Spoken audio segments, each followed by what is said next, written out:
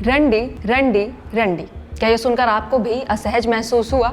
यही सवाल content creator Divija Bhasin ने अपने एक वायरल वीडियो में पूछा, जिसने सोशल मीडिया पर चल रहे रंडी सुप्रीमेसी की शुरुआत कर दी। सोशल मीडिया पर कुछ समय से एक ट्रेंड चल रहा है जिस पर लोगों की राय दो हिस्सों में बंट गई है, #प्राउडरंडी। आपने भी अपनी फीड पर स्क्रॉल करते हुए इससे जुड़ी कई रील्स देखी होंगी या इस पर कोई ओपिनियन सुना होगा। ये ट्रेंड दिविजा भसीन के एक पोस्ट से शुरू हुआ जो उन्होंने कुछ दिन पहले सोशल मीडिया पर किया था, जिस पर लिखा था रंडी सुप्रीमेसी।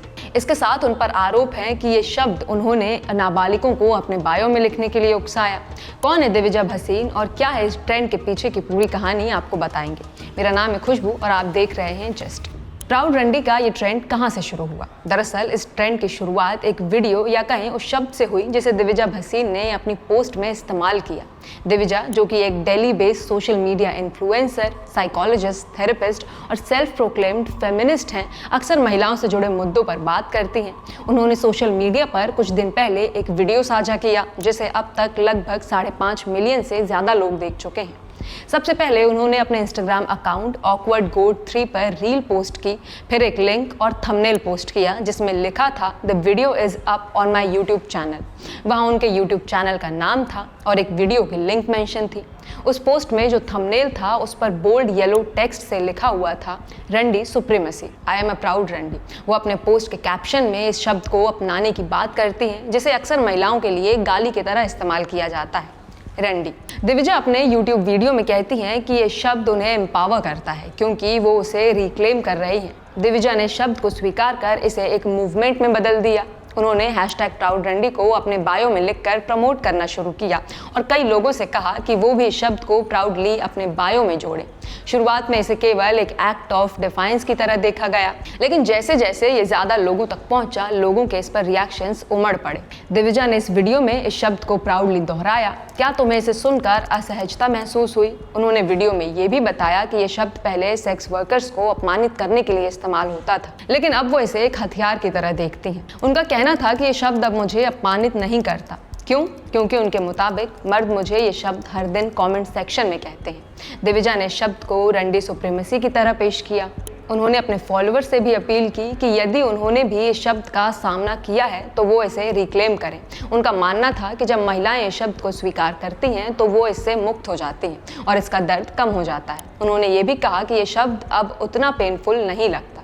भसीन बताती हैं कि जब उन्होंने अपने लगभग 5.5 लाख इंस्टाग्राम फॉलोअर से पूछा कि क्या उन्हें कभी ये शब्द कहा गया, तो उनके पास आए जवाब देखकर वो हैरान रह गई। एक महिला ने लिखा कि उसके पिता ने ही उसे सिर्फ 6 साल की उम्र में ये शब्द कहा था। भसीन ने आगे कहा कि ऐसी कहानियाँ कोई एक्सेप्शन नहीं है, बल्कि ये दिखाती हैं कि भारत में इस तरह का वर्बल अब्यूज़ कितना आम है। वीडियो में वो कहती हैं, ये वीडियो उन सभी लड़कियों के लिए है जिन्हें ऐसे किसी भी शब्द से बुलाया जाता है। मेरा दिल आप सबके साथ है। मैं जानती हूँ ऐसा सुनना कितना दर्दनाक होता है क्योंकि मुझे भी ये शब्द कहा गया है। अगर तुम उस दर्द को कम करना चाहती हो जो इस शब्द ने तुम्हें दिया है तो इसे अपने तरीके से अपनाने की कोशिश करो। वीडियो जैसे ही सोशल मीडिया पर आया, इंटरनेट पर हंगामा मच गया। लोगों की राय दो हिस्सों में बंट गई। कुछ ने भसीन की हिम्मत की तारीफ की तो कुछ ने उन्हें कड़ी आलोचना का निशाना बनाया। एक्स, इंस्टाग्राम, रेडिट, हर जगह उसी की चर्चा थी। सोशल मीडिया पर यह ट्रेंड तेजी से फैलने लगा। मामला तब और आगे बढ़ गया जब भसीन की फॉलोअर्स और कई टीनेजर्स ने अपनी इंस्टाग्राम बायो और एक्स प्रोफाइल्स पर यही लिखना शुरू किया। इस हैशटैग को लेकर बवाल बढ़ने लगा। एक और जहां कई लोग इसे एम्पावरमेंट कहते नजर आए, वहीं दूसरी ओर कुछ लोग इसे रेकलेस कहते नजर आए। कई लोगों के लिए तो ये एक डिस्ग्रेस यानी शर्मनाक कदम था। इस पूरे विवाद में दिविजा को बहुत बैकलैश मिला। कई आलोचकों ने इसे नेगेटिव तरह से देखा, खासकर उन लोगों ने जो इस शब्द के कॉन्टेक्स्ट और हिस्टोरिकल बैगेज की समझ रखने का दावा करते हैं। कुछ सोशल मीडिया क्रिएटर्स, खासकर पुरुषों ने दिविजा पर आरोप लगाया कि वो केवल अटेंशन के लिए ऐसा कर रही हैं। वहीं कुछ यूजर्स ने उनके अकाउंट को ब्लॉक करने की भी बात की। ये मामला सिर्फ सोशल मीडिया के विवाद पर नहीं रुका बल्कि कचहरी तक भी पहुंच गया। एक एक्स यूजर जिनका नाम अभिनव गुप्ता है, जो खुद को ट्रेडर, इन्वेस्टर, पॉलिटिकल रिफॉर्मर और सनातनी हिंदू बताते हैं, उन्होंने दिविजा के खिलाफ FIR दर्ज की। अभिनव गुप्ता का कहना था कि दिविजा ने पॉक्सो यानी protection of children from sexual offence act के तहत नाबालिगों को अश्लील शब्द इस्तेमाल करने के लिए इंस्पायर किया। उन्होंने एक ट्वीट किया जिसमें लिखा था, only I can fix her now. कुछ यूजर्स ने तो दिविजा को सार्वजनिक रूप से माफी मांगने को कहा और धमकी दी कि अगर उसने माफी नहीं मांगी तो वो एफआईआर दर्ज करेंगे। हाल ही में उन्होंने सोशल मीडिया पर एक वीडियो पोस्ट कर ये साफ किया कि उनके खिलाफ अभी तक लगभग 20 से भी ज्यादा एफआईआर फाइल की गई हैं। इस विवाद में सामने आए लोगों के रिएक्शंस उनके शब्द को लेकर समझ के बारे में बहुत कुछ कहते हैं। कई लोग ये मानते हैं कि ये शब्द सेक्स वर्कर्स के खिलाफ वास्तविक हिंसा और अत्याचार का प्रतीक है। संपदा कौल, जो एक कंटेंट क्रिएटर है, उन्होंने कहा, मैं समझती हूँ कि भसीन का प्राउड आर मूवमेंट क्या कहना चाहता है, लेकिन ये शब्द उनका नहीं है जिसे वो रिक्लेम करें।